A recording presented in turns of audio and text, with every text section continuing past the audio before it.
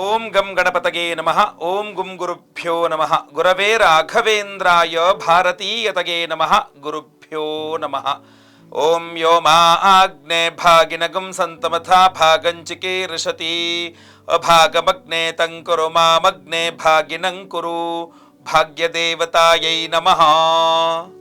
ವೀಕ್ಷಕರೆಲ್ಲರಿಗೂ ಸಹ ವಿಠಲ್ ಭಟ್ ಮಾಡುವಂತಹ ನಮಸ್ಕಾರ ಹಾಗೂ ಚಾನಲ್ಗೆ ಸ್ವಾಗತ. ವೀಕ್ಷಕರೇ, ಇವತ್ತಿನ ದಿವಸ ನಾನು ಈ ಒಂದು ವಿಡಿಯೋದಲ್ಲಿ ನೂತನ ಸಂವತ್ಸರ ಕ್ರೋಧಿನಾಮ ಸಂವತ್ಸರದ ಒಂದು ಯುಗಾದಿ ವರ್ಷ ಭವಿಷ್ಯವನ್ನ ತಿಳಿಸಲಿದ್ದೇನೆ. ಮೊದಲನೆಯದಾಗಿ ನಮ್ಮ ವೀಕ್ಷಕರೆಲ್ಲರಿಗೂ ಸಹ ಕ್ರೋಧಿನಾಮ ಸಂವತ್ಸರದ ಹೊಸ ನೂತನ ವರ್ಷದ ಹಾರ್ದಿಕ ಶುಭಾಶಯಗಳು.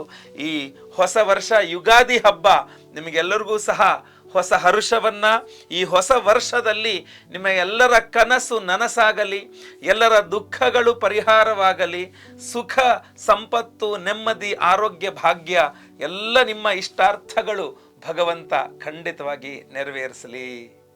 ವೀಕ್ಷಕರೇ, ಏಪ್ರಿಲ್ 9ನೇ ತಾರೀಕು ಯುಗಾದಿ ಹಬ್ಬ.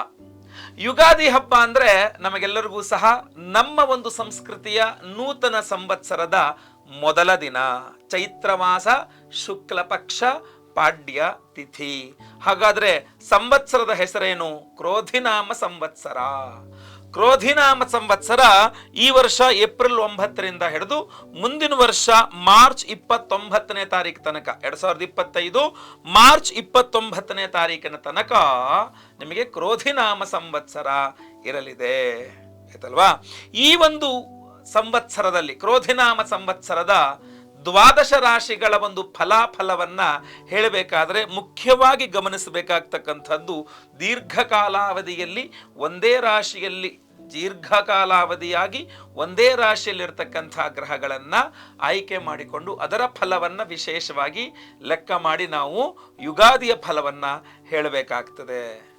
ಇದನ್ನು ನೀವು ನೆನಪಿಟ್ಕೊಂಡು ರಾಹು, ಕೇತು, ಶನಿ, ಗುರು ಈ ಗ್ರಹಗಳ ವಿಶೇಷ ಚಲನೆಯನ್ನ ನಾವು ದೃಷ್ಟಿಯಲ್ಲಿಟ್ಕೊಂಡು ನಾವು ಯುಗಾದಿ ಒಂದು ಫಲವನ್ನ, ದ್ವಾದಶ ರಾಶಿಗಳ ಇಡೀ ವರ್ಷ ಕ್ರೋಧಿನಾಮ ಸಂವತ್ಸರದ ಫಲಗಳನ್ನ ತಿಳಿಸಲಿದ್ದೇವೆ.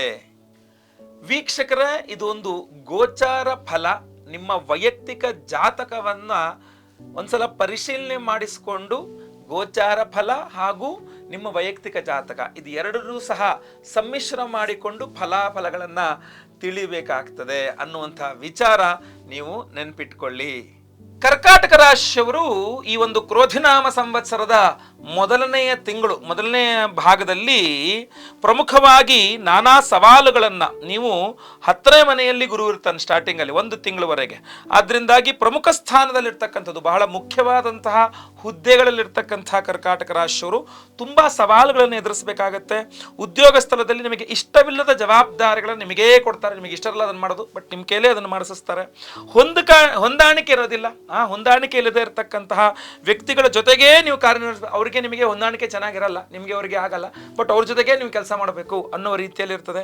ಇನ್ನು ಮೇ ತಿಂಗಳಿಂದ ಆಚೆಗೆ ಲಾಭಸ್ಥಾನದಲ್ಲಿ ಗುರು ಬರ್ತಾನೆ. ಆದ್ದರಿಂದಾಗಿ ಗುರು 11ನೇ ಮನೆಯಲ್ಲಿ ಸಂಚರಿಸೋದ್ರಿಂದಾಗಿ ನಿಮಗೆ ವಾಹನಗಳ ಖರೀದಿ, ಸೈಟು ಹಾಗೂ ಜಮೀನು ಖರೀದಿ ಮಾಡ್ತಕ್ಕಂಥದ್ದು, ಸಾಮಾಜಿಕವಾಗಿ ನಿಮಗೆ ಒಳ್ಳೆಯ ಗೌರವ ಮನ್ನಣೆ, ನಿಮಗೆ ಒಂದು ಗುರುತಿಸುವಿಕೆ, ಸಾಮಾಜಿಕವಾಗಿ ಸಮಾಜದಲ್ಲಿ ನಿಮ್ಮನ್ನು ಗುರುತಿಸ್ತಾರೆ ಅಂತ ಆಯ್ತಲ್ವಾ.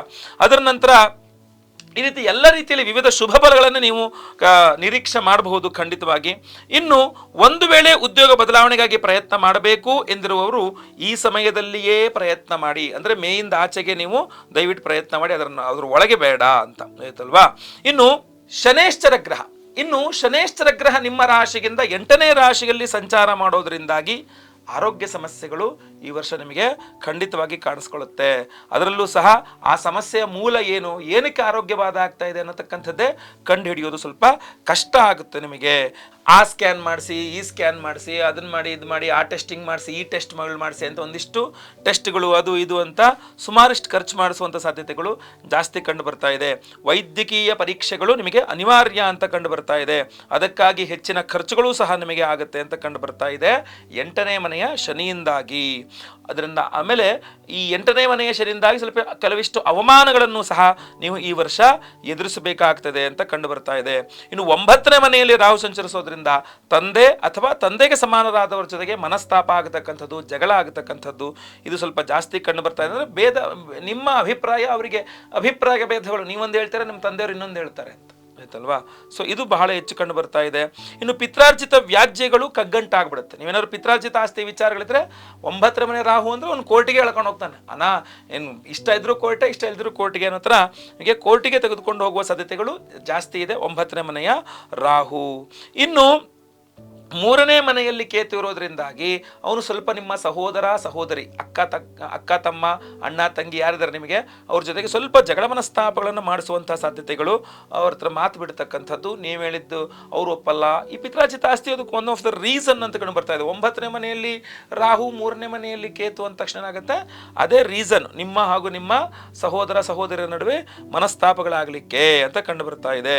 ಇನ್ನು ಕೇತು 3ನೇ ಮನೆಯಲ್ಲಿರೋದ್ರಿಂದಾಗಿ ತೀರ್ಥಯಾತ್ರೆಗಳಿಗೆ ಪ್ರಯಾಣ, ದೇವತಾ ಕಾರ್ಯಗಳಲ್ಲಿ ಭಾಗಿ, ಇದರ ಒಳ್ಳೊಳ್ಳೆ ಕೆಲಸಗಳನ್ನು ಸಹ ಕೇತು ಮಾಡಿಸ್ತಾನೆ. 3ನೇ ಮನೆಯಲ್ಲಿದ್ದು ಭಾಗ್ಯವನ್ನು ನೋಡ್ತಾನೆ. ಆದ್ದರಿಂದ ಸಮಸ್ಯೆ ಮಾಡಿಸ್ತಕ್ಕಂಥದ್ದು ಸಹೋದರ ಸಹೋದರಿಯರಿಂದ. ಸೊ ಅದರಿಂದ ಅದು ಜಗಳ ಮನಸ್ತಾಪಗಳಾಗದಂತೆ ನೀವು ನೋಡ್ಕೊಂಡ್ಬಿಟ್ರೆ ಖಂಡಿತವಾಗಿ ನಿಮಗೆ ಸುಖವಾಗಿ ಈ ವರ್ಷದ ನೀವು ಸುಖವಾಗಿರಬಹುದಾಗುತ್ತೆ. ಈ ವರ್ಷ ಕರ್ಕಾಟಕ ರಾಶಿಯವರು ಈ ಹೊಸ ವರ್ಷ ಗಮನಿಸಬೇಕಾಗಿರ್ತಕ್ಕಂಥದ್ದು 9ನೇ ಮನೆಯ ರಾಹುವಿನ ದೋಷ, 8ನೇ ಮನೆಯಲ್ಲಿರ್ತಕ್ಕಂತಹ ಶನೈಶ್ಚರನ ದೋಷ.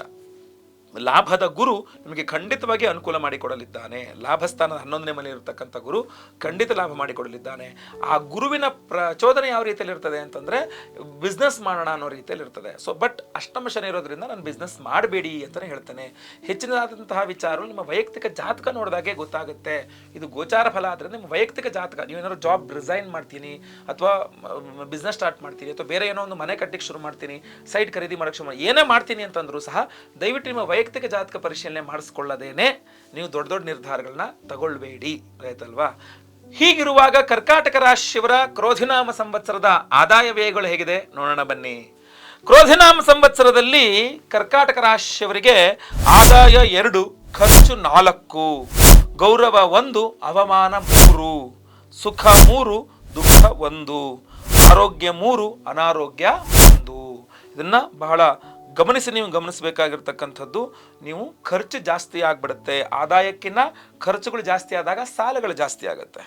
ಇನ್ನು ಗೌರವಕ್ಕಿಂತ ಅವಮಾನಗಳೇ ಸ್ವಲ್ಪ ಹೆಚ್ಚಾಗೋದ್ರಿಂದಾಗಿ ನೀವು ಅದನ್ನು ಎದುರಿಸಬೇಕಾಗ್ತದೆ.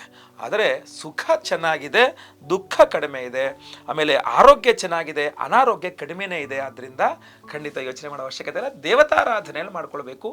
ಶನೇಶ್ವರನ ಆರಾಧನೆಯನ್ನು ಸ್ವಲ್ಪ ಜಾಸ್ತಿ ಮಾಡಬೇಕು. ನೀವು ಪ್ರತಿದಿನ ಶನೇಶ್ವರ ದೇವಸ್ಥಾನಕ್ಕೆ ಹೋಗೋದು ಮನೆ ಹತ್ತಿರದಲ್ಲಿದ್ದರೆ, ಇಲ್ಲ ಸ್ವಲ್ಪ ದೂರ ಇದ್ದರೆ ಶನಿವಾರನಾರು ಅಥವಾ ತಿಂಗಳಿಗೆ 1 ಶನಿವಾರನಾರು, ಕನಿಷ್ಠ ಪಕ್ಷ ನಾನು ಮಾತಾಡ್ತಾ ಇರೋವಂಥದ್ದು ತಿಂಗಳಿಗೆ 1 ಶನಿವಾರನಾದರೂ ಮನೆ ಹತ್ತಿರದಲ್ಲಿರೋ ಶನೇಶ್ವರ ದೇವಸ್ಥಾನಕ್ಕೆ ಹೋಗಿ ಕಾಲು ನೋವು ಬರೋ ತನಕ ಪ್ರದಕ್ಷಿಣೆ ಮಾಡಿ ಅಲ್ಲಿ ಸ್ವಾಮಿಗೆ ಎಳ್ಳೆಣ್ಣೆ, ಅದು ಗಾಣದ ಎಳ್ಳೆಣ್ಣೆಯನ್ನೇ ಸ್ವಾಮಿಗೆ ತೆಗೆದುಕೊಂಡು ಹೋಗಿ ಅಭಿಷೇಕ ಮಾಡಿಸೋದು, ಅಥವಾ ಒಂದು ಕಬ್ಬಿಣದ ಬಾಂಡ್ಲಿಯಲ್ಲಿ ಗಾಣದ ಎಳ್ಳೆಣ್ಣೆ ಹಾಕಿ ಹಿಂಗೆ ಮುಖ ನೋಡ್ಬಿಟ್ಟು ಅದನ್ನು ಅಲ್ಲೇ ದೀಪ ಹಚ್ಚಿಬಿಟ್ಟು ಬರ್ತಕ್ಕಂಥದ್ದು, ಕರಿ ಎಳ್ಳಲ್ಲಿ ಸ್ವಾಮಿಗೆ ಅರ್ಚನೆಯನ್ನು ಮಾಡಿಸ್ತಕ್ಕಂಥದ್ದು, ಮನೆಯಲ್ಲಿ ಪ್ರತಿದಿನ ಸ್ನಾನ ಆದಮೇಲೆ ಒಂದು ಸಲ ಶನಿ ಅಷ್ಟೋತ್ತರವನ್ನು ಪಠಿಸ್ತಕ್ಕಂಥದ್ದು ಖಂಡಿತವಾಗಿ ಮಾಡಿ ಶನಿ ಶಾಂತಿಗಳನ್ನು ಮಾಡಿಸ್ಕೊಳ್ಳಿ.